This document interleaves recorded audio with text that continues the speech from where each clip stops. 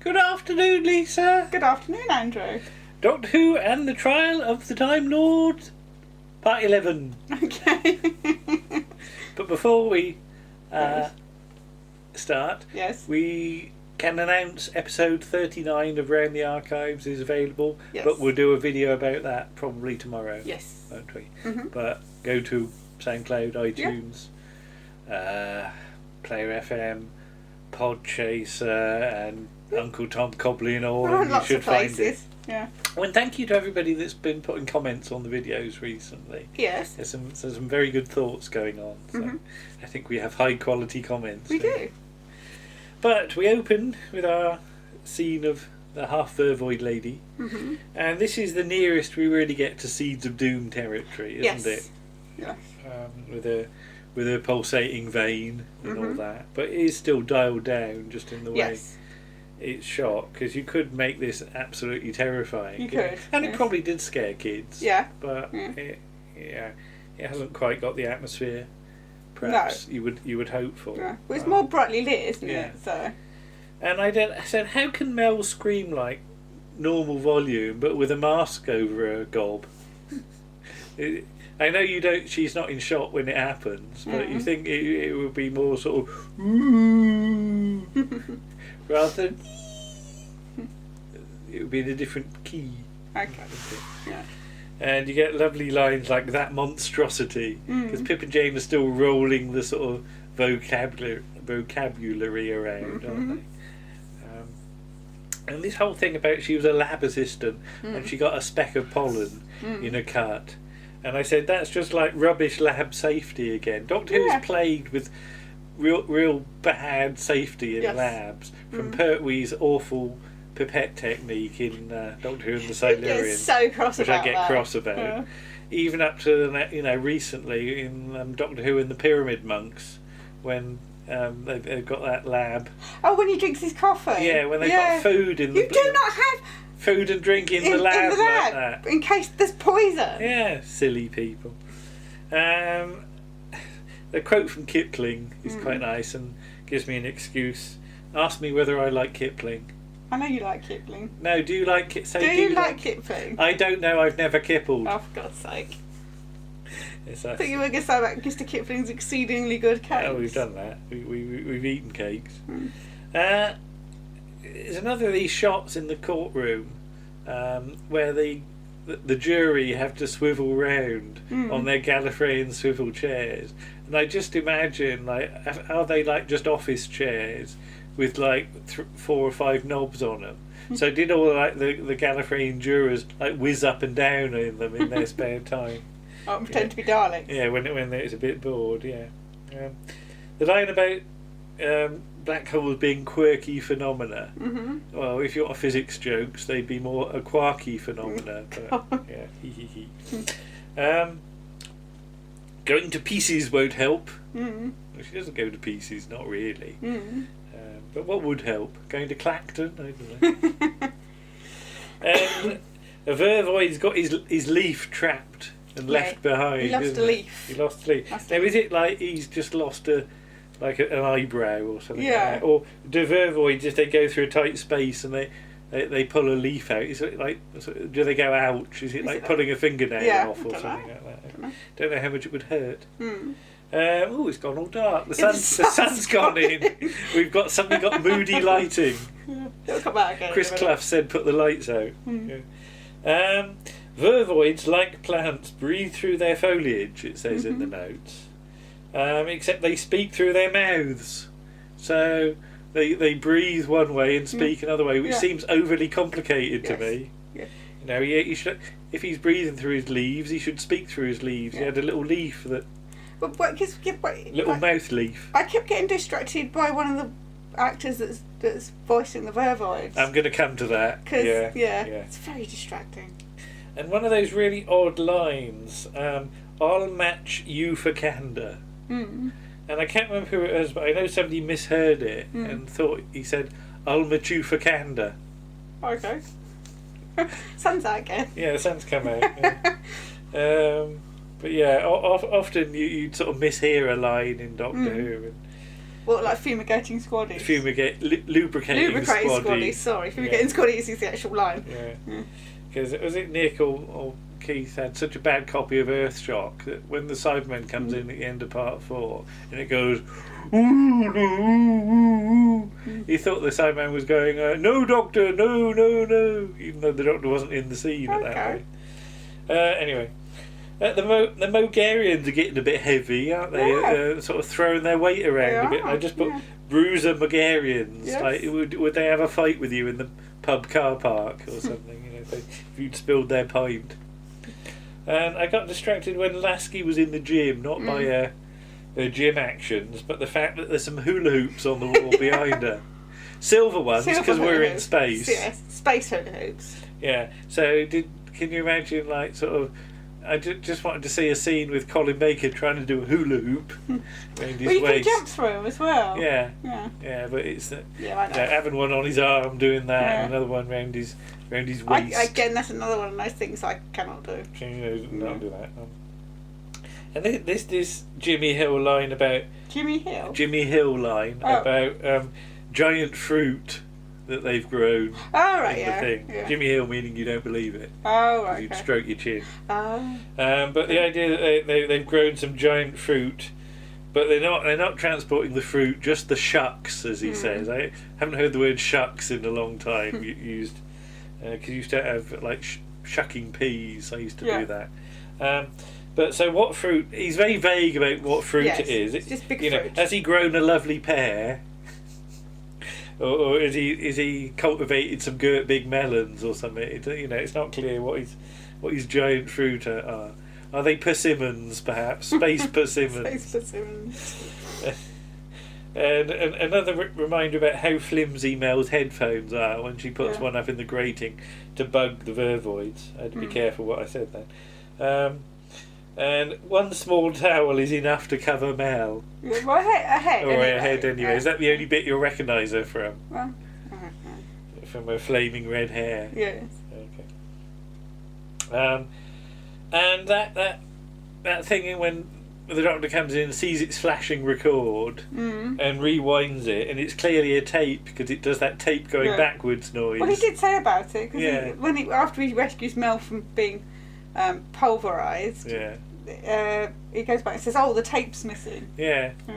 And I don't use tape these days. No, I'm not very advanced. No.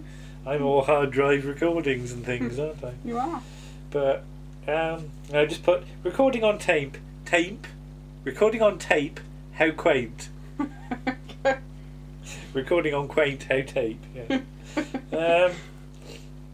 And that thing about going back to that cut infecting Ruth, right? So it was a bit of pollen from a Vervoid infected her. Yeah. So, but weren't the Vervoids meant to be used as a sort of slave race or something? Aren't they going to be in like your homes doing your washing up or something like that? It must mean also it's a very aggressive genetic. Indeed, yes, it's sort of DNA strand. So, like, if you sort of cut yourself shaving when your Vervoids are doing your washing up. Yeah. It's not going to be good for you. They just have to breathe some pollen over you and you turn into one. But yeah, also the bins on wheels. You've still got to pick them up to put them in the pulveriser. Well, you have to sort of tip them. Yeah. So you'd think you'd have a little lift or something to like flip them over, like in a rubbish car. Yeah. So yeah, more bad manual handling is he should be bending his knees when he does it. Yeah. And there's clearly a lot of bins. There's one's labelled 3 and another one's labelled 126. Yes. So where are all the intervening 123? You know, is there a pile of them around the back or something?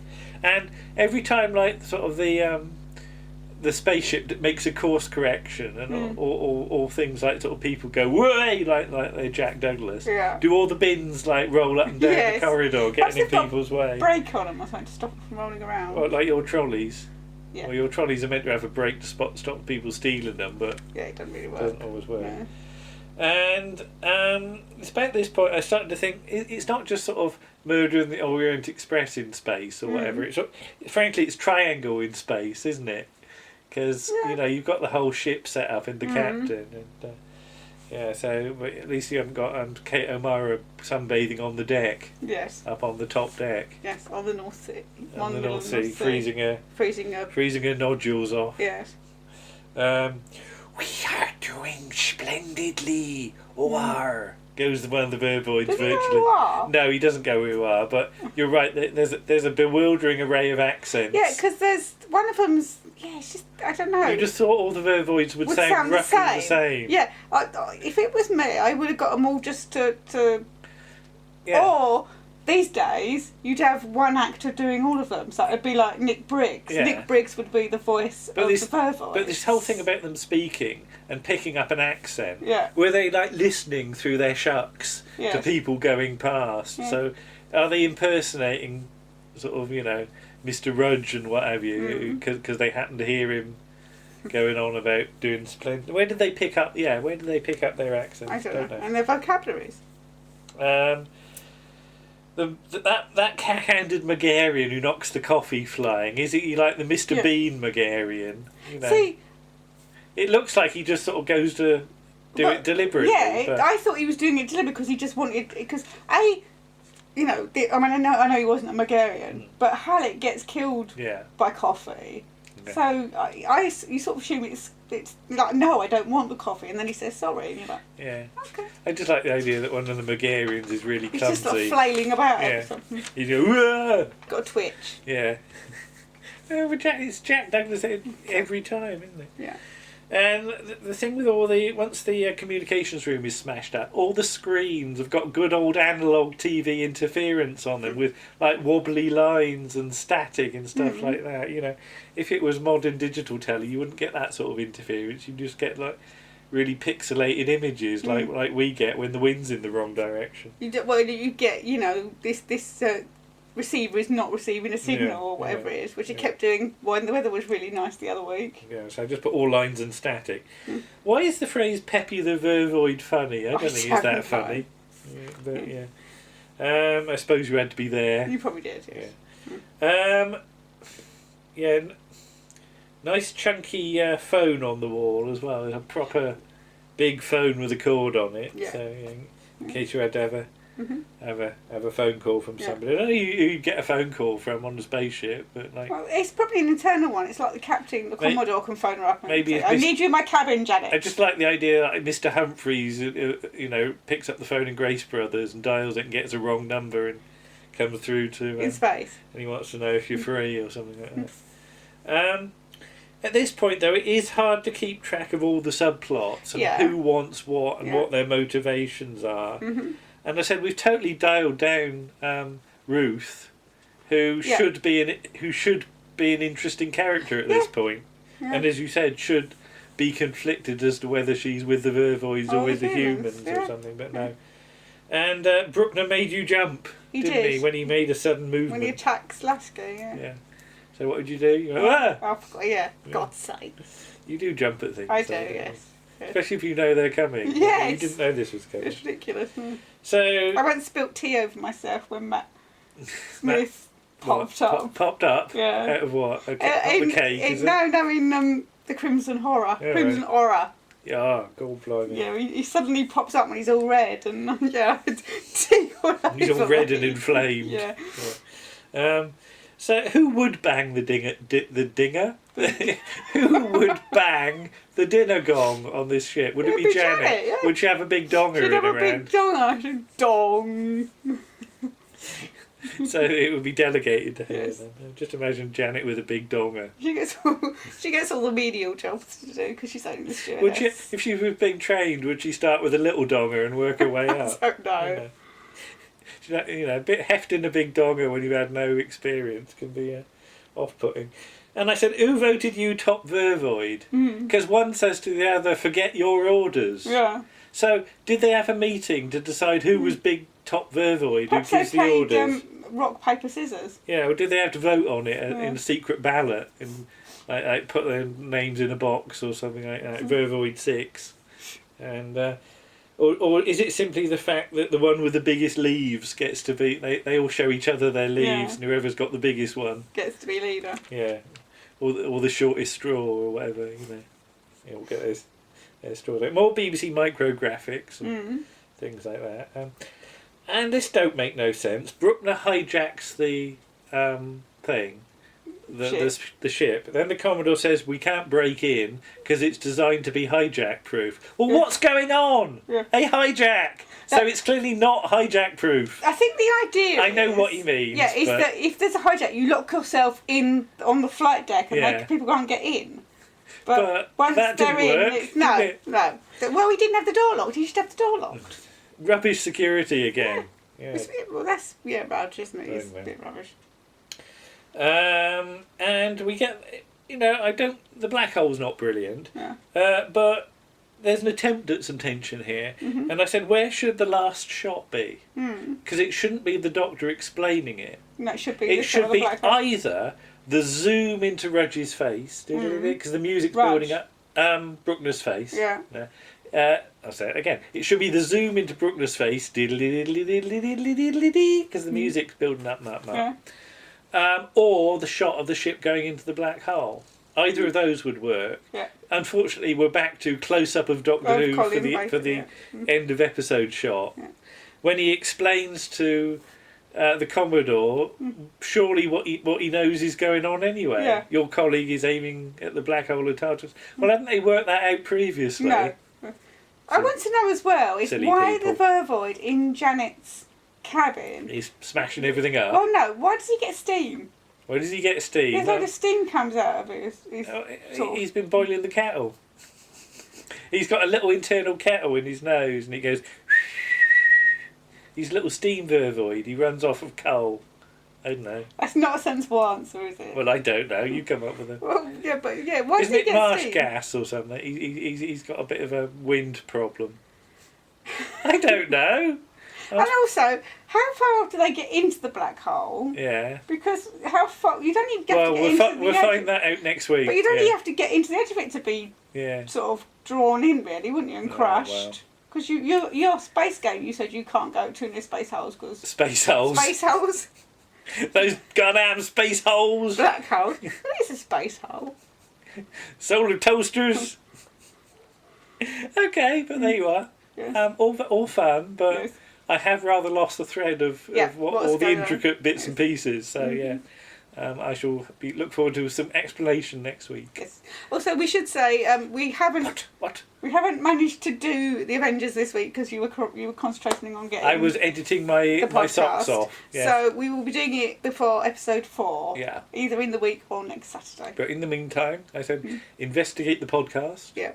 And it's a very excellent edition with a lot of hard work done by Martin. Though we say so ourselves. Yeah. Well, it's mostly Martin that's holding it up, isn't it? So, he did an awful lot of work for it, so it's well worth a listen. Yes. And we'll see you again soon. Okay. Bye-bye. Bye.